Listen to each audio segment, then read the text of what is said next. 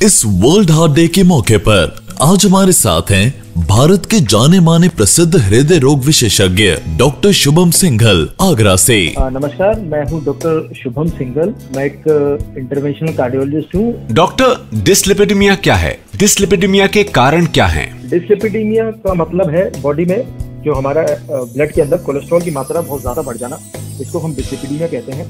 इसके कारण मुख्य तौर से दो प्रकार के होते हैं। एक तो है प्राइमरी डिसलिपिडेमिया, यानी कि जबकि मरीज की जेनेटिक्स यानी कि उसको जन्मजात ही डिसलिपिडेमिया के लिए वो प्रोन होता है।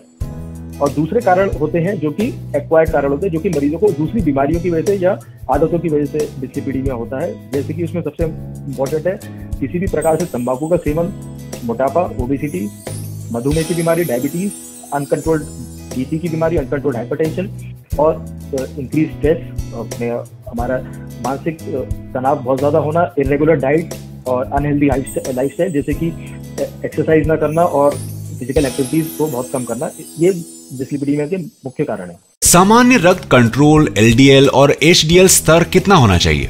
जी, अच्छा क्वेश्चन है।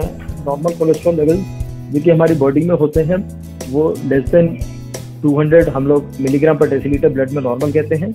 एलडीएल लेवल्स जो होते हैं लेस देन 100 नॉर्मल होता है और एचडीएल लेवल जो है वो मोर देन 45 नॉर्मल होता है। डिसलिपिडेमिया के रोगियों को कितनी बार अपने कोलेस्ट्रॉल की जांच करानी चाहिए? डिसलिपिडेमिया के रोगियों को हर 3 से 6 महीने में अपने कोलेस्ट्रॉल की जांच करानी चाहिए।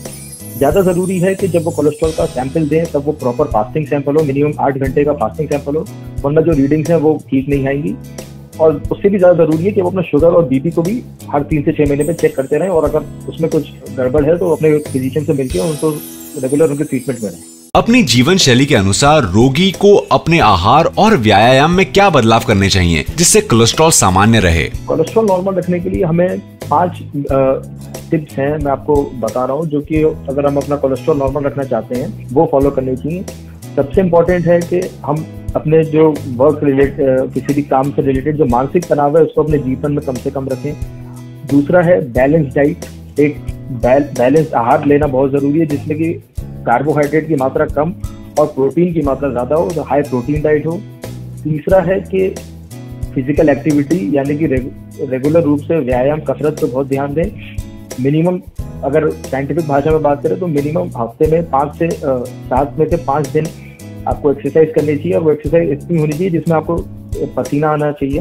चौथा है कि अगर हमारी उम्र 30 या 35 क्रॉस करती है तो हमें साल में कम से कम 2 बार अपना शुगर और बीपी रेगुलरली चेक कराना चाहिए और अगर डायबिटीज या हाइपरटेंशन हमें निकलता है तो अपने फिजिशियन से रेगुलर कांटेक्ट करना चाहिए, उनका ट्रीटमेंट फॉलो करना चाहिए। और 5वां है कि किसी भी प्रकार के तंबाकू सेवन से हमें बचना चाहिए। डिसलिपिडेमिया के इलाज के लिए इस्तेमाल की जाने वाली दवाओं के सामान्य वर्ग क्या हैं और ये कैसे फायदेमंद हैं? डिसलिपिडेमिया के लिए जो हम दवाएं यूज करते हैं वो अलग अलग क्लासेस ऑफ ड्रग्स होती हैं। साइंटिफिकली हम कहें तो ये जो जैसे आपने कहा कि डिसलिपिडेमिया तो अपने नॉर्मल लेवल्स पूछे थे, तो एक एलडीएल होता है, एक एचडीएल होता है और एक ट्राइग्लिसराइड्स होते हैं। ये जो दवा अलग अलग क्लासेस हैं, ये एक दवा मुख्य तौर से एक कंपोनेंट को हिट करती है। जैसे कि जो सबसे ज्यादा कॉमनली यूज होती है उन्हें हम कहते हैं स्टैटिन, जिसमें कि अटोरवास्टैटिन, रोजुवास्टैटिन इस प्रकार की ड्रग्स हैं। ये एलडीएल पे सबसे ज्यादा हिट करती हैं और एलडीएल की मात्रा को कम करती है।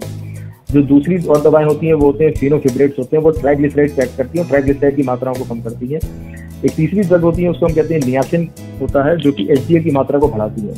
अब कुछ धीरे धीरे नई ड्रग्स भी आ गई हैं जो कि हमारे जो हम कुछ इस प्रकार की नई ड्रग्स हैं, जैसे कि एजिटेमाइब होता है, जो हम कोलेस्ट्रॉल खाने में खाते हैं उसको हमारे जो आंतों में एब्जॉर्ब होने से ही रोक देता है, यानी कि ब्लड में जाने से रोक देते हैं। ये नई ड्रग्स हैं। कुछ और नई ड्रग्स आई हैं रिसेंटली, पिछले 2-3 साल में लॉन्च हुई हैं, जो कि मॉलिक्यूलर लेवल पे ही कोलेस्ट्रॉल को बनने में शरीर से रोक देते हैं। ये पीसीएस के 9 इनहिबिटर्स हैं, लेकिन अभी इसका यूज बहुत कम है क्योंकि एक तो इनकी बहुत ज्यादा महंगे हैं, इनकी थेरेपी जो है लाखों में पहुंचती है और बहुत कम पेशेंट्स होते हैं जिसमें हमें इनकी जरूरत पड़ती है। ये हम तब यूज करते हैं जब बाकी ड्रग फेल हो जाती है।